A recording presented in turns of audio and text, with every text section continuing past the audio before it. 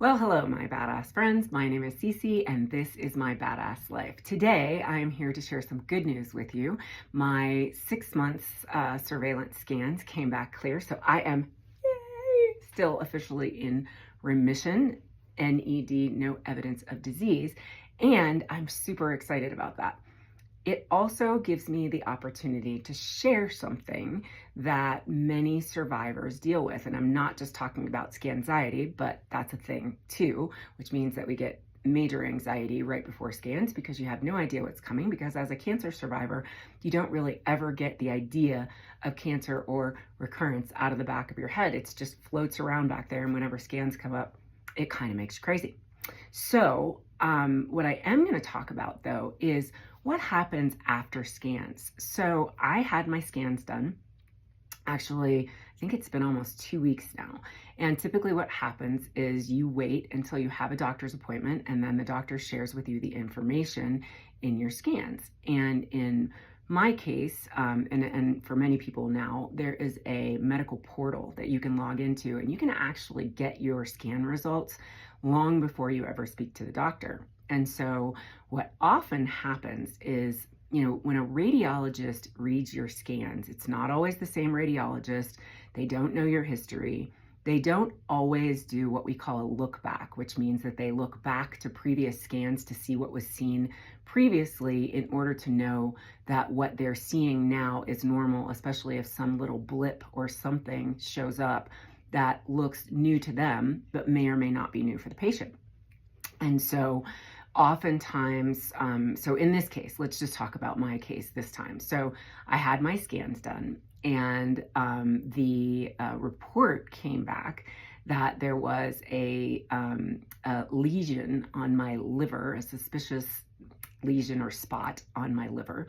And because of my history of cancer, it should be looked at more closely for metastasis. So know that if a cancer survivor patient reads that, they're going to literally freak the out, because that is a scary, scary thing. That's exactly what we fear, right? And in my case, I'm very, very fortunate. I have a very good friend who works for the hospital system that I am in, and he always goes and checks my scans for me.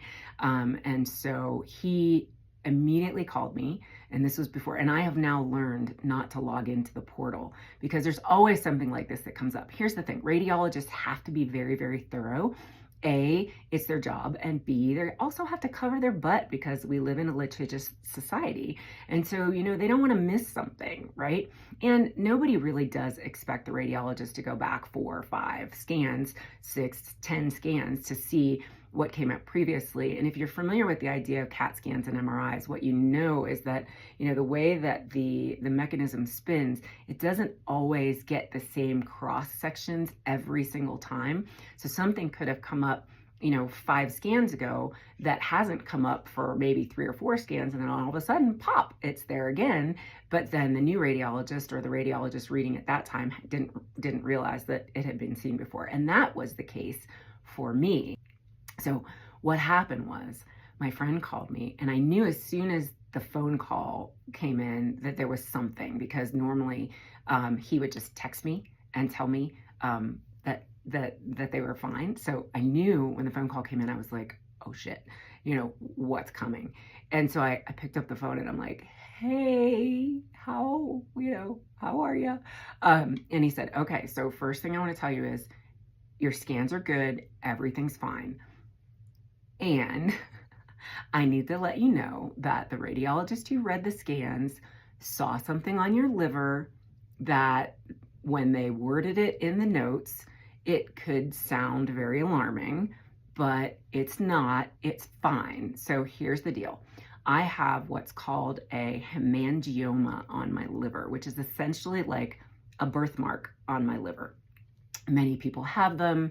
They're relatively common, not super common, but relatively common. It's like a little cluster of blood cells that forms. It's 8 millimeters, and they never turn into cancer. They can sometimes grow and create problems for people, but that's incredibly rare.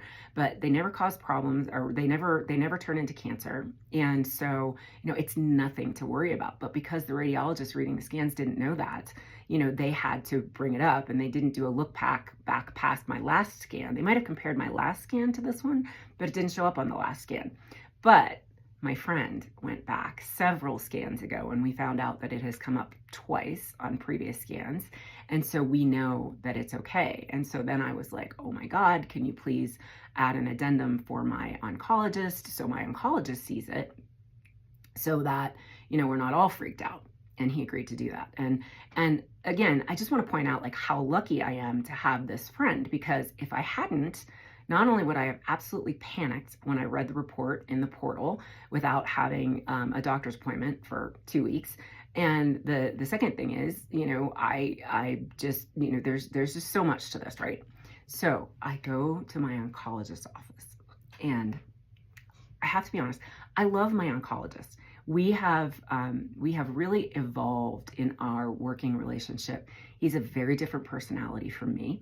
And we just come at things from a very different approach.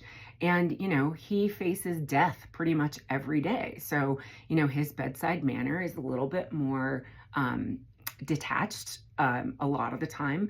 And so, he's just not, and I think this happens with a lot of us, right? We find our doctors are fantastic, but sometimes the way that they communicate can be a little challenging for those of us who may need a little more or a little different. And I'll just leave it at that. So my oncologist comes in the room, and he says hello, to both of us, to me and Amy. And he sits down in the chair by the computer, and he leads with, you have a spot on your liver we need to look at. He didn't look at me. And so, keeping in mind, I knew this information already, and I knew it was fine. If I hadn't, what would I have done in that moment? I literally think I might have died from a heart attack right there. Or I would have burst into tears, or something like, we're fragile. I'm sorry, we're fragile. Cancer survivors, we're fragile. Like that's our worst nightmare, is to hear you have a recurrence. So then he just kind of continued on. Like, he started looking into, he goes, okay, so he's logging in to look at the scans. And before I could say that my friend had looked at the scans, there's an addendum in the system, because he didn't see the addendum. He just saw the one line, and he made the same assumption that I would have assumed, but he didn't look at the addendum. And so, but Amy, and this is where it's super important to have a fabulous care partner and advocate. And if you don't have one, you can always take a friend with you, somebody who can advocate for you if you can't advocate for yourself. Amy literally looked at him, and he's still not looking at us. And she's like, I'm still stuck on the fact that you walked in here, said you have a spot on your liver that we need to look at, and you never made eye contact with the patient. And immediately he turned around, like, his eyes were big, and he's like, oh. Like, they just get so caught up in it, right? They get so caught up in their work, in detachment, in the methodology and the science, that they just don't always think that they've got to connect. Like, this is a human interaction. And that's what happened. And he apologized, of course, at that point. But the fact that Amy had to point it out to him, and then of course he was remorseful, which I very much appreciate. And again, I just want to emphasize how much I love my doctors, and they're great doctors. They're great at what they do, and I appreciate them so much. So please know that I'm not disparaging doctors. I just think that medical schools don't teach these things. And if you want to read more about what it's like from our perspective, I did write a blog post recently And it was an open letter to care providers about some of these exact same things and what types of things survivors need looking forward, once we're in remission, and how, we do still need support and resources. And, and I go back, and one of the things that I said in there is this is just not taught in medical school. These being connected, making the eye contact, being compassionate, having that empathy. I mean, it's just not taught in medical school. And again, they have patients dying on them all the time. They don't want to, I wouldn't blame them if they didn't want to get emotionally connected to every patient, because that shit's hard, right? I mean, I have a hard enough time losing my cancer friends to the disease. And so I can't imagine what it's like for a doctor who has to do that all the time. So I'm giving him a pass.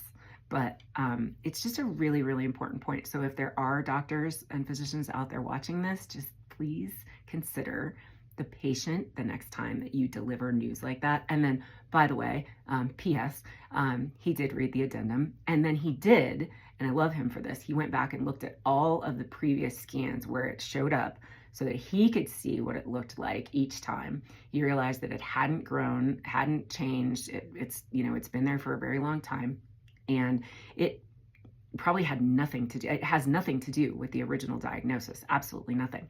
And then he was able to reassure me. He also gave me one other little piece of good news. He said that being past 2 years, that I'm in a really good position in remission.